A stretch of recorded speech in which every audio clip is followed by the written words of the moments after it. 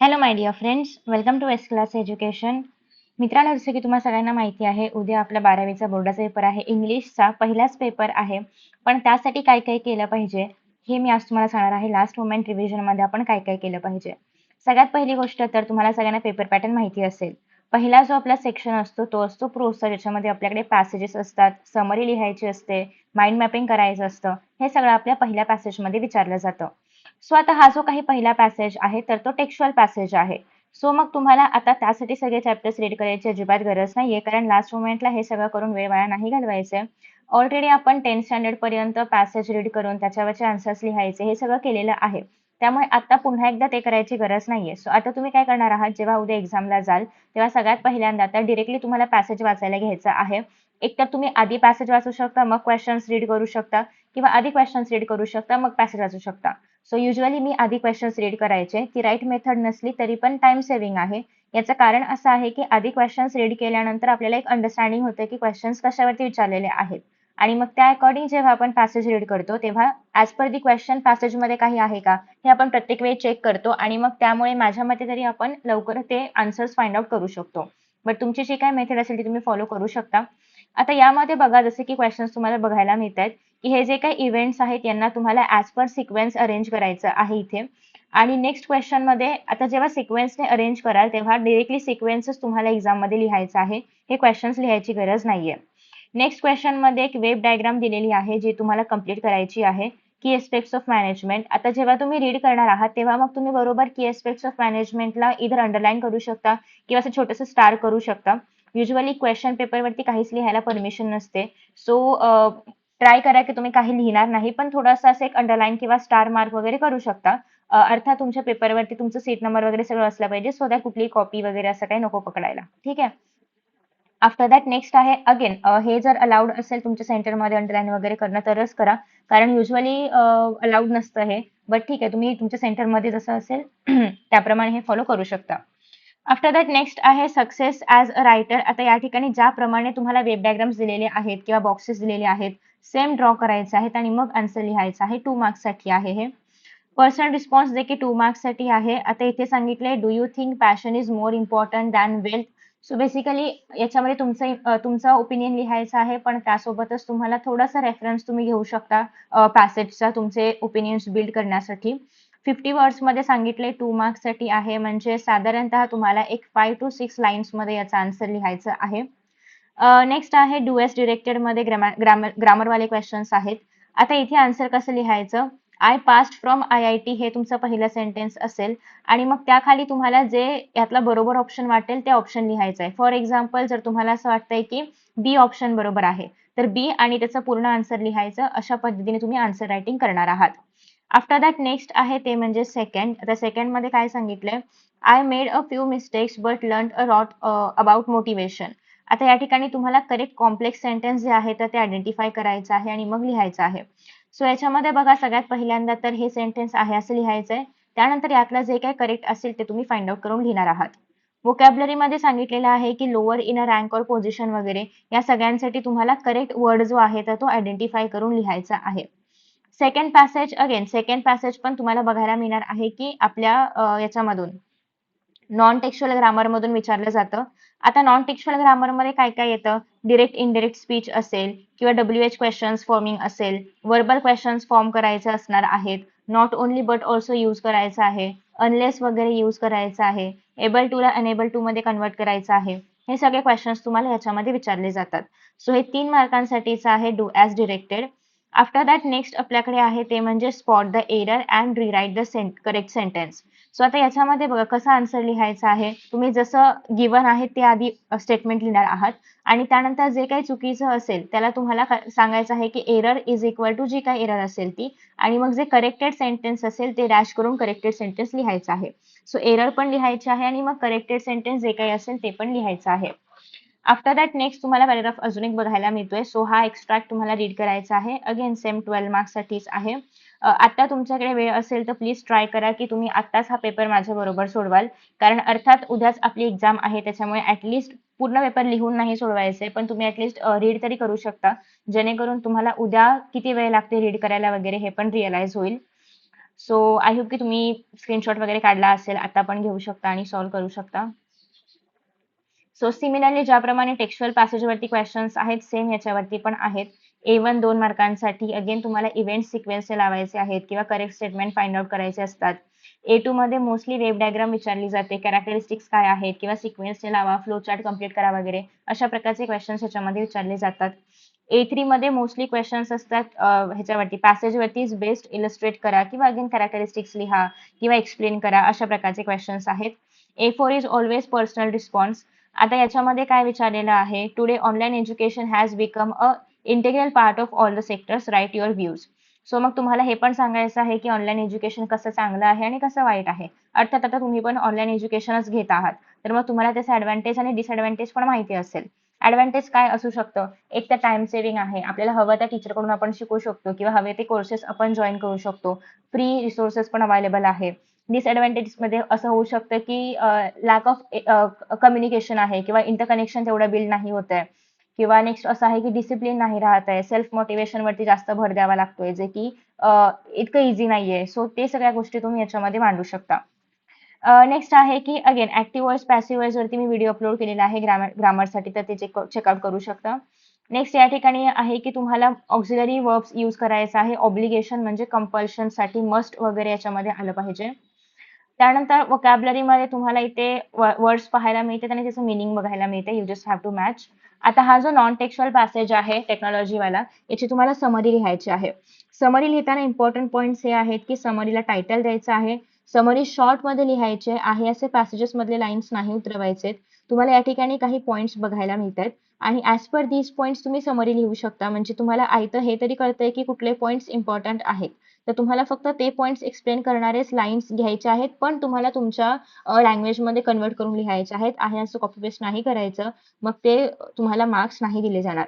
So title लिहिणं compulsory आहे आणि मग तुम्ही समरी लिहू शकता. माइंड मॅपिंग वरती ऑलरेडी मी खूप सारे व्हिडिओज अपलोड केलेले आहेत. खूप सारे एक्झाम्पल्स तुम्हाला बघायला मिळतील इझी. आता या ठिकाणी सांगितलेलं आहे डेव्हलपिंग इंग्लिश लँग्वेज स्किल. काय काय करू शकता तुम्ही, म्हणजे त्यासाठी इंग्लिशचं रीडिंग केलं पाहिजे, न्यूजपेपर वगैरे रीड केलं पाहिजे, वॉच केला पाहिजे, काही इंग्लिशचे मूवीज वगैरे असतील, वेब सिरीज वगैरे असतील विथ सबटायटल्स. त्यासोबतच ग्रामरवरती फोकस केलं पाहिजे, सो दॅट आपण इंग्लिश हे करू शकतो. कम्युनिकेशनमध्ये आपण इंग्लिश वापरलं पाहिजे, म्हणजे इंग्लिश इंग्लिश ऐकलं पाहिजे, बोललं पाहिजे, वाचलं पाहिजे. हे सगळं तुम्ही इथे माइंड मॅपिंग मध्ये करू शकता. त्यानंतर नेक्स्ट सेक्शन आहे पोएट्री. खास करून पोएट्रीसाठी खरं तर मी हे टेक्स्टबुक ओपन केलंय. याचं रिझन असं आहे की पॅसेजेससाठी तुम्हाला टेक्स्टबुक रीड करायची गरज नाहीये. आतापर्यंतचा हा जो काही पॅसेजवाला सेक्शन होता, तो सगळा आपण कव्हर केलेला आहे विदाऊट ओपनिंग टेक्स्टबुक. पण पोएट्रीसाठी तुम्हाला करावं लागेल. याचं रिझन असं आहे की पोएट्रीमध्ये तुम्हाला ॲप्रिसिएशन वगैरे विचारलं जातं आणि त्यासाठी तुम्हाला थोडीफार पोएमची इन्फॉर्मेशन असली पाहिजे. सो आता काय करायचं आहे तुम्हाला, तुम्ही 1.5 तास फक्त देऊ शकता, 1.5 hour, आणि त्यामध्ये सगळ्या पोएम्स ज्या आहेत तर त्या फक्त रीड करायच्या आहेत आणि त्याचं अप्रिसिएशन फक्त रीड करायचं आहे. पाठ वगैरे करायची गरज नाहीये, फक्त रीड करायचंय. दुसरी गोष्ट, तुम्हाला पोएट जे आहेत तर ते थोडेफार लक्षात ठेवावे लागतील. कारण बघा या ठिकाणी पण तुम्हाला बघायला मिळते की कुठे पोएट नाही दिलंय, पोएटचं नाव नाही दिलंय. सो तुम्हाला पोएट माहिती असलं पाहिजे. कारण अप्रिसिएशन मध्ये आपण काय काय पॉईंट्स लिहितो, पोएमचं टायटल तुम्हाला माहिती असलं पाहिजे, पोएटचं नाव माहिती असलं पाहिजे, पोएमची थीम तुम्हाला माहिती असली पाहिजे थोडक्यात, की याचं एक एक लाईन मध्ये लिहायचं म्हटलं की कशावरती पोएम आहे डिपेंड, तर ते तुम्हाला लिहिता आलं पाहिजे. दुसरी गोष्ट, थीम सोबत तुम्ही सेंट्रल आयडिया लिहू शकता. याच्यामध्ये फिगर ऑफ स्पीच कुठला यूज केलंय ते माहिती पाहिजे किंवा याच्यामध्ये हे राईम स्कीम कुठला आहे ते माहिती पाहिजे, की फ्री वर्ड्स मध्ये आहे ते सुद्धा लिहिता आलं पाहिजे. तुम्ही ही पोएम कोणाला रेकमेंड कराल का ते पण सांगायचं आहे. सो बेसिकली हे सगळे पॉईंट्स आले पाहिजेत. आता बघा हा बोर्डाचाच पेपर आहे आणि याच्यामध्ये तुम्हाला कुठेही टायटल आणि पोएट नाही बघायला मिळत आहे. ठीक आहे. सो त्याच्यामुळे तुम्हाला आता काय करायचं आहे, जेव्हा तुम्ही प्रत्येक पोयम रीड कराल, एक ह्याच्यामधून डायजेस्ट मधून रीड करा, मास्टर की मधून किंवा कुठूनही रीड करा, तेव्हा तुम्हाला त्या प्रत्येक पोयमचा पोएट पण लक्षात ठेवायचा आहे, पोयमचं टायटल पण लक्षात ठेवायचं आहे. कारण त्याशिवाय मग अप्रिसिएशन कम्प्लीटच नाही होणार. ठीक आहे. सो मॅक्सिमम तुम्ही 1.5 तासामध्ये हे करू शकता. मॅक्सिमम यासाठी कारण आपल्याकडे वेळ कमी आहे. सो त्यापेक्षा जास्त वेळ नाही द्यायचा आहे. पण तुम्हाला सगळ्या पोयम्ससाठी सेम करायचं आहे. पोयमचं नाव म्हणजे टायटल, पोएटचं नाव आणि त्यानंतर theme, central idea, figure of speech, rhyme scheme, recommend करणार की नाही, तुम्हाला पोएम आवडली की नाही, स्पेशल फीचर्स काय आहेत पोएमचे, हे सगळं एकदा रीड करा डायजेस्ट मधून, जेणेकरून तुम्हाला आयडिया मिळेल. आता पोएम वरचे जे क्वेश्चन्स आहेत त्यासाठी काही एक्स्ट्रा एफर्ट्स घ्यायची गरज नाहीये. तुम्ही ॲप्रिसिएशनसाठी जेव्हा पोएम वाचाल तेव्हा तुम्हाला तसंही मिनिंग कळेलच आणि मग तुम्ही अर्थात क्वेश्चन्स टॅकल करू शकता जे की पोएम वरती विचारले जातात. आता इथे बघा काय सांगितलेलं आहे, indicate the speakers independence and self Reliance. So as per the poem मधल्या लाईन्स तुम्हाला हे ते लिहायचं आहे. पहिला क्वेश्चन हा नेहमी तुम्हाला ऍक्टिव्हिटी बेस्ड बघायला मिळेल. इधर वेब डायग्राम वाला असेल किंवा रायटिंगचं पार्ट असेल. The narrator doesn't want constellations near to him याचं रिझन्स द्यायचं. दुसऱ्या याच्यामध्ये तुम्हाला मिनिंग विचारलं जाईल किंवा रिझन विचारलं जाईल. तिसऱ्या याच्यामध्ये आहे पर्सनल रिस्पॉन्स. आता इथे काय सांगितलंय, a man without liberty is a body without soul. Exactly. मग तुम्हाला लिबर्टी बद्दल सांगावं लागेल, पण लिबर्टी कशामध्ये, म्हणजे फुल लिबर्टी पाहिजे का किंवा कुठल्या एक्सटेंट पर्यंत, लिमिटमध्ये ऑफकोर्स पाहिजे लिबर्टी. ते लिमिटच्या बाहेर गेले की मग त्या लिबर्टीचा पण काही यूज नाहीये, ते महागात पडू शकते. सो मग या सगळ्या गोष्टी तुम्हाला याच्यामध्ये सांगायच्या आहेत. नेक्स्ट आहे name and explain the figure of speech of the given lines. So most of the times ना तुम्हाला इथे बघा नो मोर रिपीट बघायला मिळते. सो रिपिटेशन आहे. आणि इव्हन तुम्हाला जरी नाही कळलं की कुठला फिगर ऑफ स्पीच असणार आहे तरी पण most of the times alliteration तर सगळ्यामध्ये असतंच असतं. अलिट्रेशन म्हणजे काय, जेव्हा स्टार्टिंग ऑफ द वर्ड आहे त्याचं लेटर सेम आहे. आता बघा इथे नीड, नो, नथिंग यांचं लेटर सेम आहे पण यांचा साऊंड पण सेम असला पाहिजे. त्या केसमध्ये काय असतं, अलिट्रेशन. बट तुम्हाला डिरेक्टली या ठिकाणी शब्द रिपीट बघायला मिळतात, सो तुम्ही ते रिपिटेशन लिहू शकता. हा सगळ्यात इम्पॉर्टंट क्वेश्चन आहे. मोस्ट ऑफ द स्टुडंट्स हा क्वेश्चन सोडतात की कसं करायचं पोयम आणि डिफिकल्ट वाटतंय म्हणून, बट अजिबात सोडायची गरज नाहीये. याचं रिझन असं आहे की ही तुम्हाला स्वतःला पोयम लिहायची आहे. सो तुम्ही कशी पण लिहिलीत ना, फक्त फ्रीडमशी रिगार्डिंग असलं पाहिजे. ती फ्री वर्ड्स मध्ये चालेल, रायमिंग वर्ड्स त्याच्यामध्ये नसेल तरी पण चालेल. फक्त फ्रीडम वरती तुम्हाला 4 ओळी लिहायच्या आहेत आणि तुम्हाला 2 पैकी 2 मार्क मिळतात. तुमच्या पोयमला कोणी जज नाही करू शकत की अशीच लिहिली आहे तशीच लिहिली आहे. तुम्ही कशी पण लिहू शकता, फक्त टॉपिक त्याच्यामध्ये आला पाहिजे. आता इथे फ्रीडम आहे तर तुम्ही नॅशनल फ्रीडम वरती लिहू शकता, इंडिव्हिज्युअल पर्सनच्या फ्रीडम वरती लिहू शकता, वुमनला मिळणाऱ्या फ्रीडम वरती लिहू शकता, गर्ल्सच्या फ्रीडम बद्दल लिहू शकता, बॉयजला हवे असणाऱ्या फ्रीडम्स बद्दल लिहू शकता. जे कुठलाही टॉपिक फक्त फ्रीडम वरती लिहिता आलं पाहिजे. नेचरला कुठलं फ्रीडम हवं असेल ह्युमनच्या इंटरफेरन्स पासून तर त्याच्याबद्दल लिहू शकता. सो कशाही बद्दल लिहा, फक्त त्याच्यामध्ये फ्रीडम आलं पाहिजे आणि 4 ओळी लिहायचे. फ्री वर्ड्स मध्ये लिहा, कशाही फॉर्मॅटमध्ये लिहा, पण लिहा. ऍटलिस्ट तुम्हाला याचा 1.5 तरी मार्क मिळतो. 2 नाही मिळाले परफेक्ट तरी पण. आणि तेवढे मार्क्स पण लँग्वेजेस मध्ये खूप जास्त इम्पॉर्टंट आहेत. इथे कोणी मार्क्स नाही कापू शकत अंटिल तुम्ही टॉपिकला अनुसरून लिहिलं असेल तर. याचं कारण आहे की ते तुमची पोयम आहे, तुम्ही कशी पण लिहू शकता, काही पण वापरू शकता फ्रीडमशी रिगार्डिंग. ठीक आहे. सो प्लीज हा क्वेश्चन अटेम्प्ट करायचा आहे, अनअटेम्प्टेड सोडायचा नाहीये. तर आतापर्यंत आपण टेक्स्टबुक मधून फक्त पोएम्स करणार आहोत. नेक्स्ट सेक्शन आहे थर्ड, तो म्हणजे रायटिंग स्किलचा. आता रायटिंग स्किल आपल्याकडे 16 मार्क्स साठी आहे. इथे तुमच्याकडे ऑप्शन्स आहेत. एक तर व्हर्च्युअल मेसेज ड्राफ्ट करायचंय, स्टेटमेंट ऑफ पर्पज लिहायचंय किंवा ग्रुप डिस्कशन करायचंय 4 मार्क्सला. मला जर विचाराल काय इझी आहे तर आय वुड ऑलवेज टेल की व्हर्च्युअल मेसेज ड्राफ्ट करणं खूप इझी आहे. एक तर छोटंसं लिहायचं असतं, 5 ते 6 लाईन्स मध्येच मेसेज लिहायचा असतो. याचा फॉर्मॅट मी ऑलरेडी अपलोड केलेला आहे. तो फॉर्मॅट फक्त फॉलो केलात आणि 5-6 लाईन्स लिहिल्या तरी पण तुम्हाला आउट ऑफ मार्क्स ह्याच्यामध्ये मिळतात. बाकी जर तुम्ही ग्रुप डिस्कशन वगैरे करायला घेतलं तर खूप लिहावं लागतं. स्टेटमेंट ऑफ पर्पज मध्ये त्याहून जास्त लिहावं लागतं. सो बेस्ट आहे व्हर्च्युअल मेसेज ड्राफ्ट करणं अतिशय इझी आहे. कमी वेळेमध्ये लिहून होतं, पटापट लिहून होतं. ठीक आहे.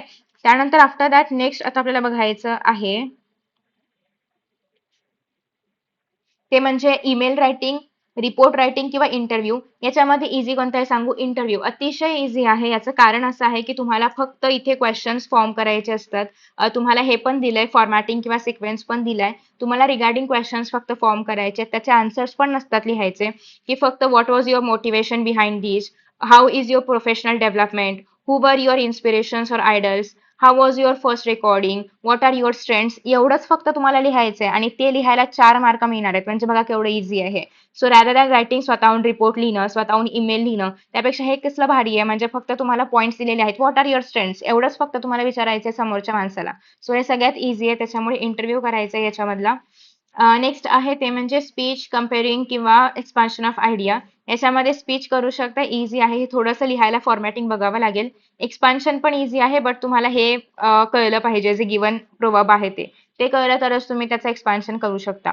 सो ते समजलं असेल तर मग एक्सपान्शन ऑफ आयडिया सोबत जा. अदरवाईज स्पीच लिहिणं ऑलवेज इझी. याचं तुम्हाला स्टार्टिंग पण माहिती असतं की गुड मॉर्निंग करायचं आहे, विश करायचं आहे, ग्रीटिंग्स द्यायचे आहेत, मग स्टार्ट करायचं आहे टॉपिकला, एंडला कन्क्लूड करायचं आहे. इन केस तुम्हाला जर कुठल्या टॉपिकवरती माहिती नसेल फॉर्मॅट कसा आहे काय आहे तर मी ऑलरेडी व्हिडिओज अपलोड केलेले आहेत सगळ्या रायटिंग स्किलवरचे, तर ते जाऊन चेकआउट करू शकता. आफ्टर दॅट नेक्स्ट आहे ते म्हणजे रिव्ह्यू लिहायचा आहे. त्यानंतर आहे ब्लॉग किंवा अपील. तर बेस्ट आहे ते म्हणजे रिव्ह्यू. तुम्हाला कुठल्याही फिल्मचा रिव्ह्यू लिहायचा असतो. पॉइंट्स आहेत, टायटल, थीम काय आहे, डिरेक्टर कोण आहे, कॅरेक्टर काय आहे, सॉंग्स कुठले आहे, तुम्हाला या मूवी मधून काय शिकायला मिळालं, मोरल काय मिळालं, तुम्ही रेकमेंड कराल का तुमच्या फ्रेंड्सला ही मूवी. सेम जे अप्रिसिएशन मध्ये लिहिलं सेम पॉइंट्स इथे पण असणार आहेत. सो कुठलीही मूवी घरातूनच पाठ करून जा आणि लिहून या. आता याला तुम्हाला घरातून पाठ करायला आज थोडेसे एफर्ट्स द्यावे लागतील. बाकी ब्लॉग रायटिंग आणि अपील बेसिकली इझी आहे, पण सगळ्यात इझी फिल्म रिव्ह्यू आहे, कारण तुम्ही घरातून पाठ करून जा आणि लिहून या. कोणीही तुम्हाला याच फिल्मवरती का लिहिलं, त्याच फिल्मवरती का लिहिलं असं काहीच नाही बोलणार आहे. इव्हन फिल्म पण तुम्हाला स्वतःला निवडायची आहे. सो ChatGPT वरती प्रॉम्प्ट टाका, त्याला हा क्वेश्चन द्या, कुठली फिल्म पाहिजे ते द्या आणि त्याच्या अकॉर्डिंगली तो जे काही देईल ते लक्षात ठेवा पॉईंट्स आणि उद्या तेच लिहून या. ठीक आहे. ब्लॉग लिहायची गरज नाहीये. लईतले तुम्ही अपील बघू शकता. अपीलवरती मी व्हिडिओ अपलोड केलाय फॉर्मॅटसाठी. सो तो बघा, ते इझी आहे. पण ब्लॉग लिहायच्या भानगडीत पडू नका. त्याचा सिक्वेन्स पण असायला पाहिजे. मोठं पण लिहावं लागतं. त्यापेक्षा अपील आणि फिल्म रिव्ह्यू बेस्ट आहे. दोघांपैकी एक काहीतरी चूज करा. नेक्स्ट सगळ्यात इम्पॉर्टंट सेक्शन तो म्हणजे नॉवेल. जसं की आपल्याला मराठीमध्ये 10वीला स्थूल वाचन वगैरे होतं, त्याप्रमाणे आता नॉवेल आहे. नॉवेलसाठी तुम्हाला कुठलाही पॅसेज वगैरे नाही दिला जात. तुम्हाला याचे आन्सर स्वतःहून लिहायचे असतात. त्यात पण बेस्ट पार्ट हा आहे की आपल्याकडे ॲज पर द नॉवेल्स क्वेश्चन्सला डिवाइड केलंय. म्हणजे जो फर्स्ट वाला नॉवेल आहे त्यातून क्वेश्चन नंबर ए जो आहे तर तो त्यातूनच येणार, बी जो आहे तर तो सेकंड नॉवेल मधूनच येणार. सो इन केस तुम्ही एखादा नॉवेल स्किप जरी केला तरी पण तुम्हाला कळणार आहे की मी कोणता क्वेश्चन नाही लिहू शकत. सो जेवढे मॅक्सिमम नॉवेल्स तुम्ही कराल तेवढे मॅक्सिमम मार्क्स तुम्हाला याच्यामध्ये मिळणार आहेत. तर बघा, पहिला नॉवेल तर अतिशय इझी आहे. याच्यामध्ये तुम्हाला ऑब्जेक्टिव्हच विचारले जातात. इदर फिलिंग द ब्लँक्स येईल, ऑड एलिमेंट आउट येईल किंवा तुम्हाला ट्रू ऑर फॉल्स येईल. ठीक आहे. सो पहिला नॉवेल तर कोणी स्किप नाही करायचे, कारण कुठलेही मोठे क्वेश्चन नाही विचारले जात. फक्त ऑब्जेक्टिव्हच विचारले जातात. सो ते तर कोणी स्किप नाही करायचे. दुसरं, तिसरं आणि चौथं नॉवेल. आता याच्यामध्ये काय करायचं आहे तर बघा, एक सोपी ट्रिक सांगू का? तुम्ही त्या नॉवेलची समरी वाचून घ्या किंवा एखादा कोणीतरी व्हिडिओ अपलोड केला असेल समरीचा, तो चेकआउट करू शकता. तुम्हाला एक बेसिक आयडिया मिळेल नॉवेलची. ते बघितल्यानंतर काय करायचं आहे, आपल्याकडे डायजेस्ट मास्टर की काहीतरी अवेलेबल असेल किंवा सरळ गुगलवरती तो क्वेश्चन टाका, कोणीतरी आन्सर अपलोड केलेलं असतं. तर ते जे क्वेश्चन्स आहेत एक्सरसाइज मधले, ते क्वेश्चन्स फक्त रीड करा. फक्त रीड करून पण तुमच्याकडे एवढं कॉन्टेंट येईल की उद्या जाऊन तुम्हाला त्यातला कुठलाही क्वेश्चन विचारला तरी पण तुम्ही लिहू शकता. अगेन बेस्ट पार्ट इज की तुमच्याकडे ऑप्शन आहे की खाली जे क्वेश्चन्स आहेत तर त्यापैकी तुम्हाला 2-2 मार्कांचंच फक्त लिहायचं आहे. म्हणजे खूप मोठं असं आन्सर पण नाही लिहायचंय. 2 मार्काला म्हणजे साधारणतः 6 to 7 लाईन्स इतकंच तुम्हाला त्याचं आन्सर लिहायचं असतं. ठीक आहे. सो आफ्टर दॅट नेक्स्ट आहे सिमिलरली सगळ्याच क्वेश्चनसाठी हे ऍप्लिकेबल आहे. तर तुम्हाला काय करायचं आहे, समरी रीड करायची आहे. एक्सरसाइज मध्ये जे काही क्वेश्चन्स आहेत त्याचं फक्त आन्सर रीड करायचंय. फुल नॉवेल रीड करायचं नसेल तर. आणि मोस्टली एक्सरसाइज मधलेच क्वेश्चन्स एक्झाम मध्ये फिरवून विचारले जातात. सो सेम क्वेश्चन जे आहेत ते विचारले जातात. त्याच्यामुळे तुम्ही फक्त तेवढं रीड केलं तरी पण सफिशियंट आहे. सो लास्ट मोमेंटला आपण इतकंच करणार आहोत. रायटिंग स्किलवरचे व्हिडिओज मी ऑलरेडी अपलोड केलेले आहेत. हवं तर आज पण अजून अपलोड करेन. ते तुम्ही चेकआउट करू शकता. आय होप की तुम्हाला एक्झॅक्टली कळलेलं आहे आज काय करायचं आहे तर ते. So thank you so much for watching the video. Best of luck for your exam and see you in the next session. Bye bye.